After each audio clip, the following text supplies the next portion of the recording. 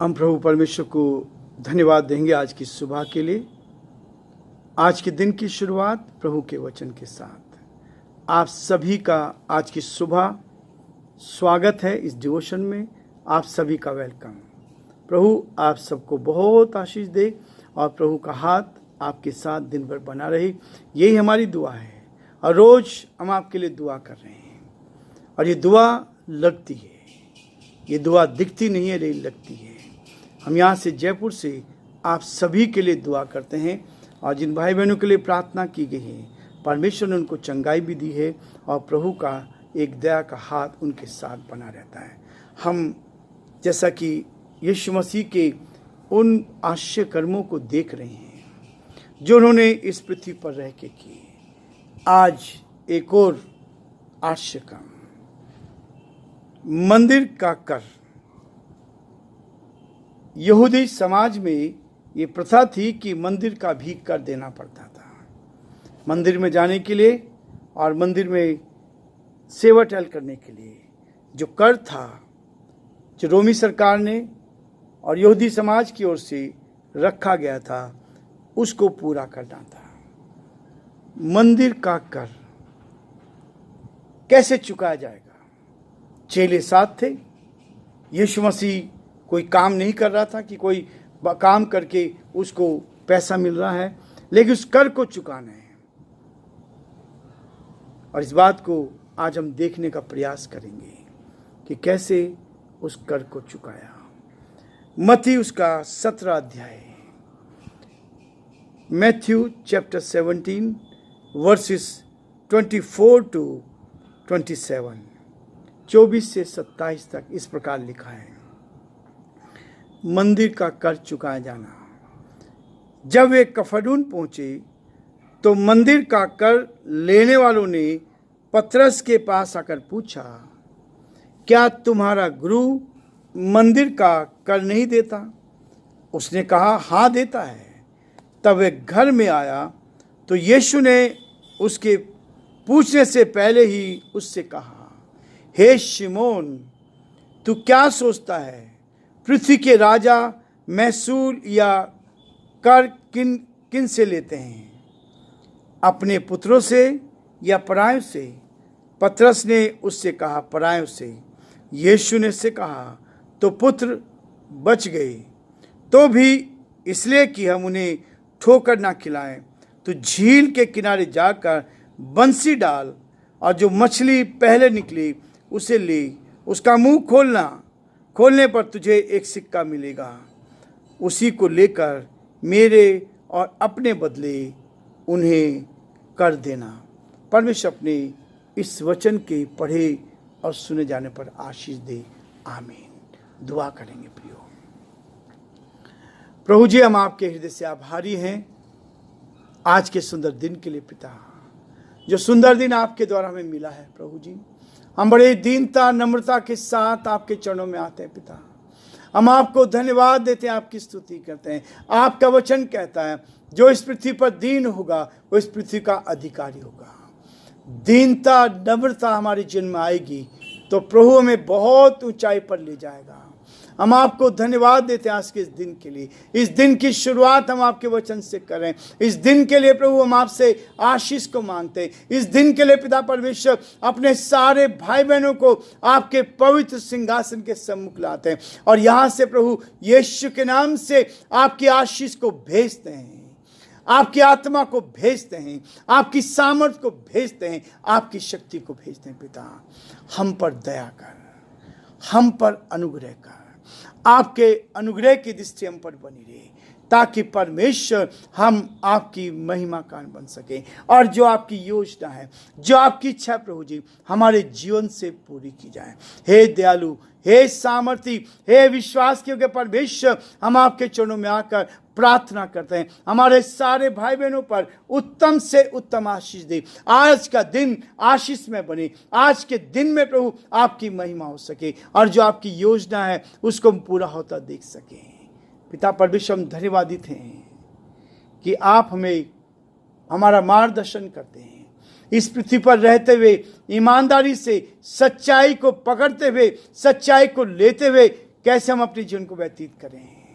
हम आपसे प्रार्थना करते हैं प्रभु, हमारे प्रदेश के लिए, प्रदेश के मुख्यमंत्री अशोक गहलोत जी को आपके हाथ में सौंपते हैं। हमारी यही प्रार्थना है प्रभु जी, आपके अनुग्रह की दृष्टि हम पर बनी रहे, आपकी दया दृष्टि हम पर बनी रहे, आपका हाथ पिता परमेश्वर हमारे साथ बना रहे, ताकि हम आपके नाम में प्रभु जी निरंतर आगे बढ़ते चले जाएं और जो आपकी योजना है हमारे जीवन से उसको हम पूरा कर सकें।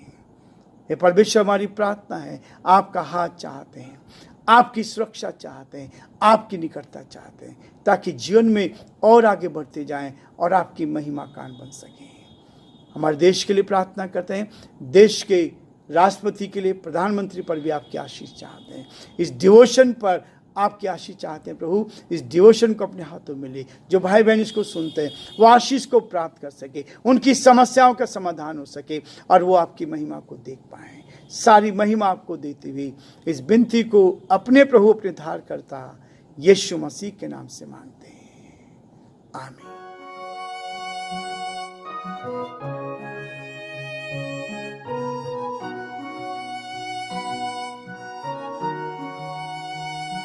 कलवरी के पास खड़ा हो, खून की धारा देखता जा, तेरे पापों का यही दाम दिया है मसीह यीशु ने।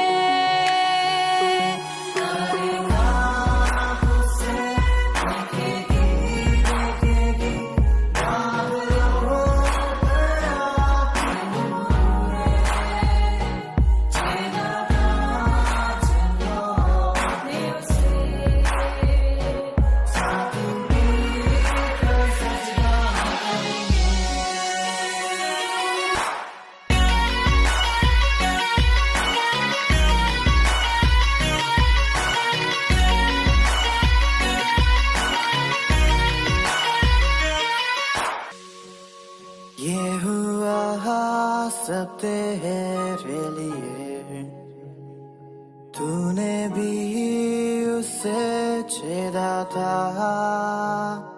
फिर भी प्यार से वो बुलाता,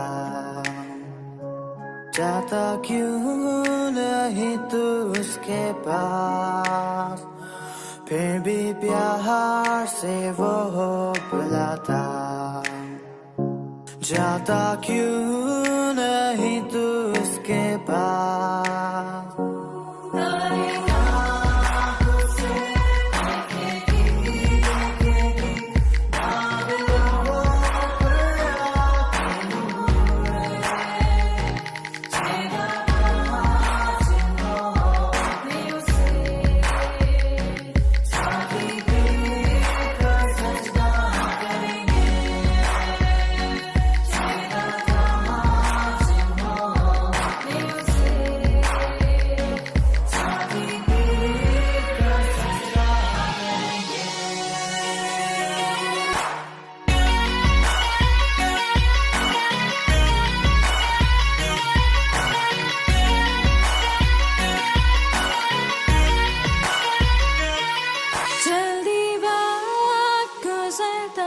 चाहता है, रात अंधेरी आती है, तौबा कर दरवाजा होगा बंद, कुछ ना होगा फिर पछताने से,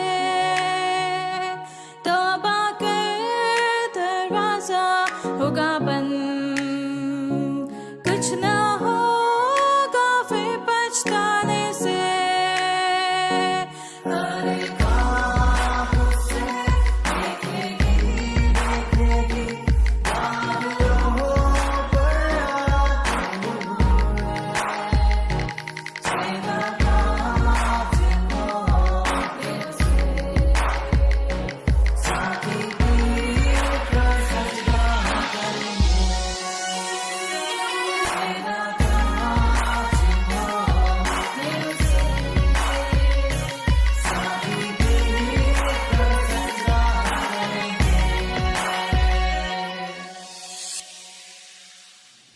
परमेश्वर का धन्यवाद हो। प्रियो, ये सीरीज हम बराबर आगे बढ़ा रहे हैं और आप देखेंगे कि एक बड़ी सीरीज है। आप इसके द्वारा यदि आप बराबर देख रहे हैं तो इन सारे रेफरेंसेस को आप नोट कर सकते हैं और देख सकते हैं कि कैसे प्रभु यीशु मसीह ने इस पृथ्वी पर रहकर बड़े बड़े आश्चर्य कर्म किए हैं।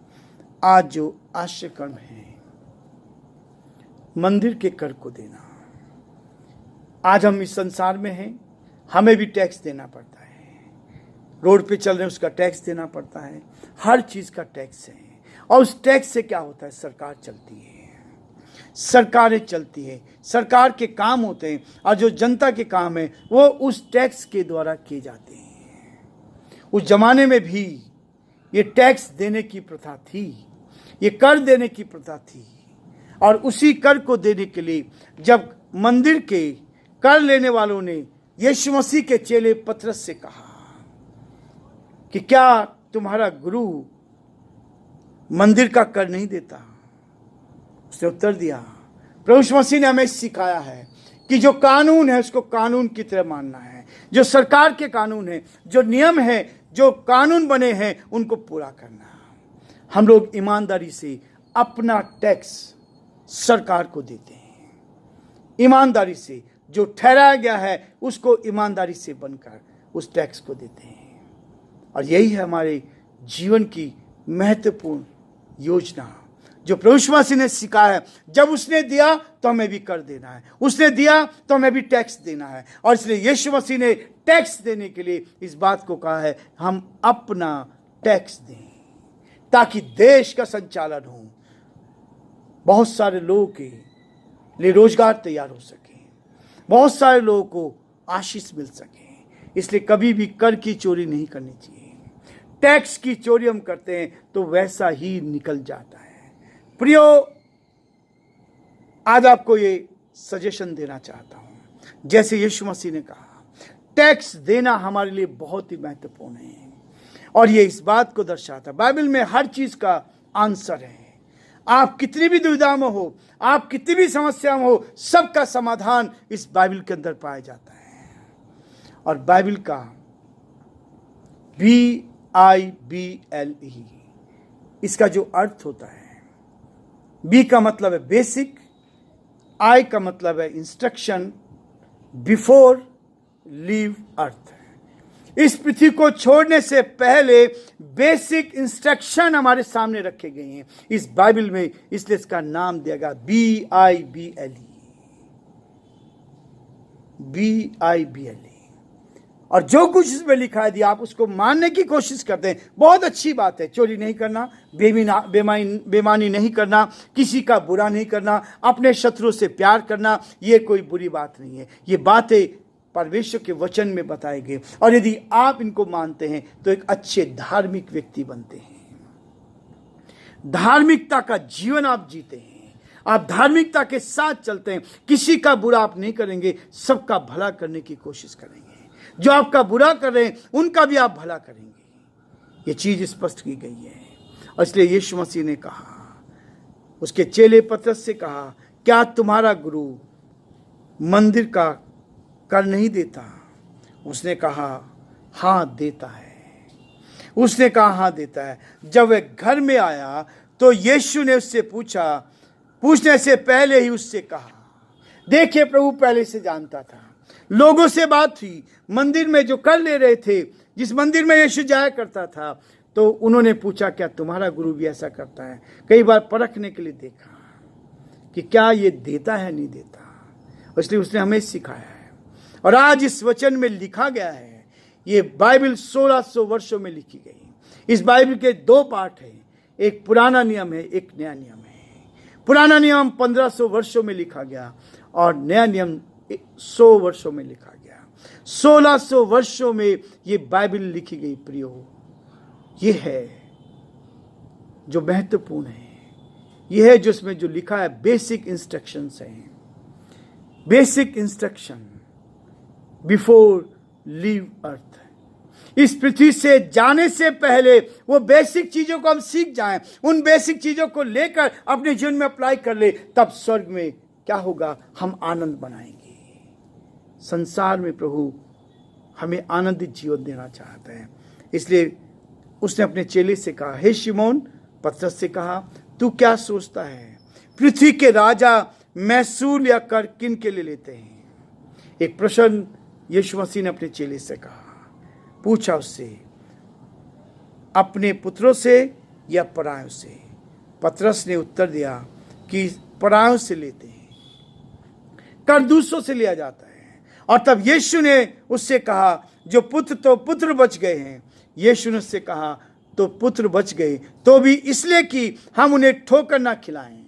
जो ईमानदारी का है, लोग हमसे ठोकर ना खाएं कि ये गलत काम करें या कर नहीं दे रहे हैं। हर चीज़ की सावधानी से हमें जो है उसका पालन करना है। कानून का पालन सावधानी से करना है। मास्क लगाना है, सावधानी से लगाना है। जो सरकार ने नियम बना दिए उनका पालन करना है। हेलमेट लगा के चलना है। कार अब जब चलाते तो बेल्ट लगा के चलना है। और देश के कानून का पालन करना है। जो संविधान बना है उस संविधान को हमें पालन करना है। तब यीशु ने एक सजेशन दिया, तो भी इसलिए कि हम उन्हें ठोकर न खिलाएं तो झील के किनारे जाकर बंसी डालना। झील के किनारे जाकर बंसी डालना। पतरस को कहा, और जब पहली मछली आएगी उसके मुंह को खोलना और उसके मुंह में सिक्का मिलेगा, उस सिक्के को लेकर तो क्या करना, वो कर चुका देना। सिक्का मिलेगा और उसी को लेकर मेरे और अपने बदले उन्हें कर दे देना। प्रियो, जैसा मैंने शुरू में कहा है, कर देना, टैक्स देना, ये हमारा कर्तव्य है।